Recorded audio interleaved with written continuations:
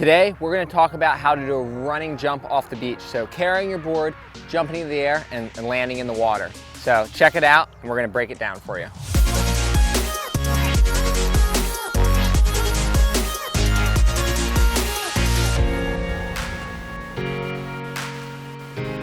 I'm Evan Netsch. Today we're going to talk about how to do a running start off the beach with your board in your hand and land in the water.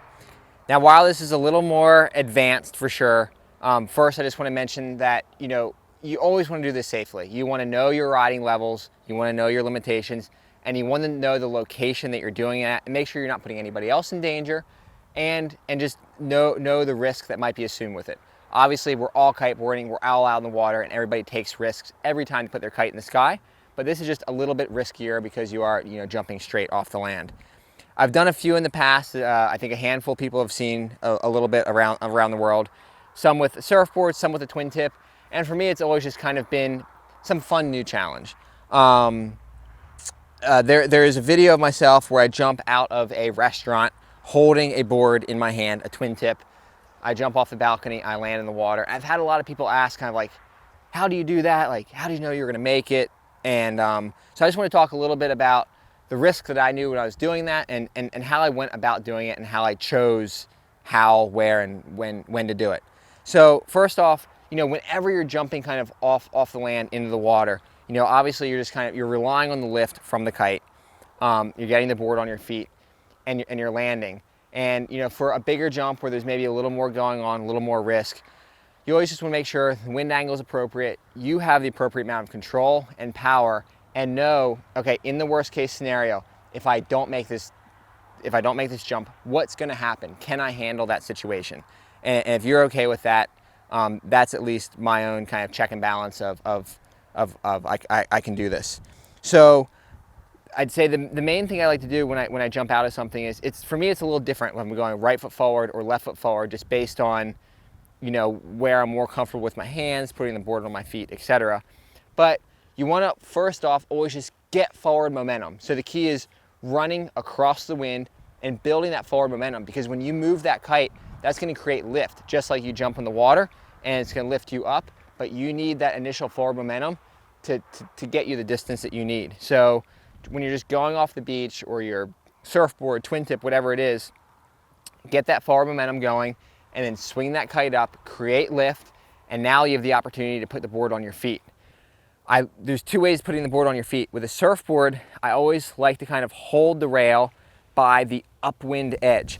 And holding the rail by the upwind edge allows me to easily kind of keep the wind on the bottom of the board and bring the board underneath my feet. When flying the bar doing that, I'll use, sometimes the upwind edge might be my bottom hand. So as I move the kite, I'll really use my wrist, roll my wrist to turn that kite, to move that kite forward. That way I can land with forward speed. So I use this a lot, honestly, just in the ocean, getting myself off the beach, running and jumping over a little white water, putting the board on my feet. That way I can get going. And for me, this is just sometimes a quicker, actually easier way to get off the beach, because I can time myself in between waves. You're not going to get hit by shore break, and you just get out, get going quickly. Of course, it's fun. It's fun as well.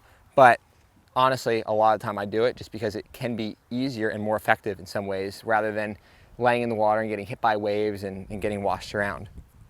With a twin tip, in some ways it's easier, some ways it's harder. You need to make sure you get your feet in the straps comfortably.